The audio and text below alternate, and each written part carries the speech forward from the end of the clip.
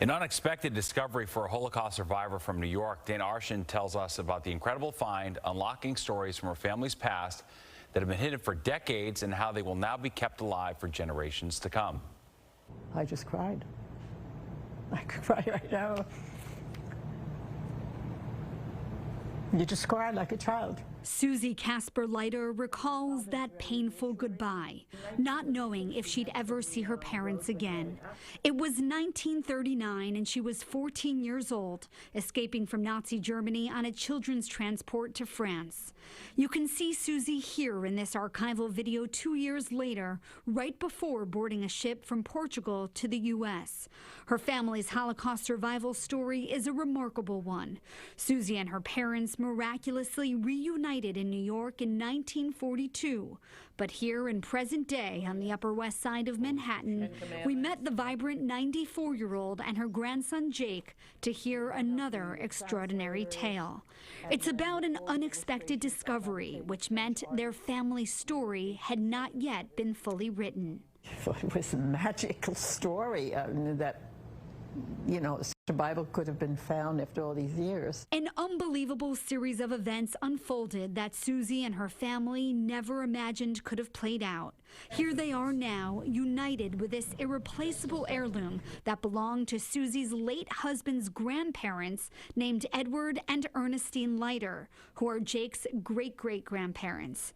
As Hitler rose to power, Nazis forced Edward and Ernestine to move into this house in Oberdorf, Germany, crammed in there with several other Jewish families. That's when it's believed that Edward and Ernestine hid this 22-pound, 1874 version of the Tanakh, which is the Hebrew Bible comprised of the Torah and filled with descriptive illustrations. Not totally surprised, because I knew that many of the Jews during the bad times, during the terrible Hitler years, hid their things in between walls and doors of furniture, etc. What surprised me was the years that passed, that no one had ever noticed it before. For 50 years, 48 years, it was hidden behind a double wall. In 1990, a man bought the home. His son and him renovating the house, he was up in the attic, found behind a double wall in a chest, Bible, letters, jewelry. That father and son never returned the jewelry or letters, but did sell the Bible on eBay nearly 3 decades later for 65 euros.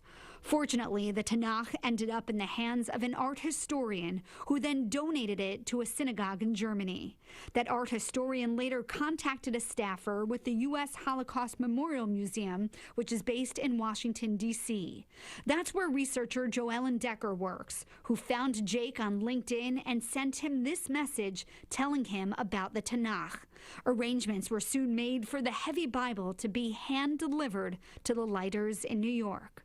It's never happened in terms of repatriating an item. I've worked at the museum for 13 years. A huge accomplishment for Joellen and her team, who believe stories like this one remind future generations of all the individual lives lost during that dark period in history. Without those microhistories, you have no larger history. You have no context in which to really put what happened to people together. In August of 1942, Edward, Ernestine, and the other Jewish families packed into that house were sent to the Theresienstadt concentration camp. It's believed that the Leiters hid their precious few possessions, including the Tanakh, right before their deportation. The Bible has been traced back to their family because this card with Edward's name on it and some other information was found inside the Bible. Part of the family's been regenerated. And, you know, I look at the Bible, and I'm just fascinated by the beauty of the script. So periodically now in the evening, if I want to be closer to my husband, who died almost 12 years ago, I read it like a book, and I find it just beautiful. Those who forget the past are doomed to repeat it. So I want my kids to know that that's real life. This happened, and not that long ago. So this is a real tangible item that they can see and look at, and I can tell them that their great-great-great grandparents once held, and it's I want them to know. That's it. Edward and Ernestine were later deported to the Treblinka extermination camp where they were murdered. Susie and Jake vowed to make sure their legacies live on and that these unimaginable stories of horror serve to educate generations to come. Dana Arshan, Fox 5 News.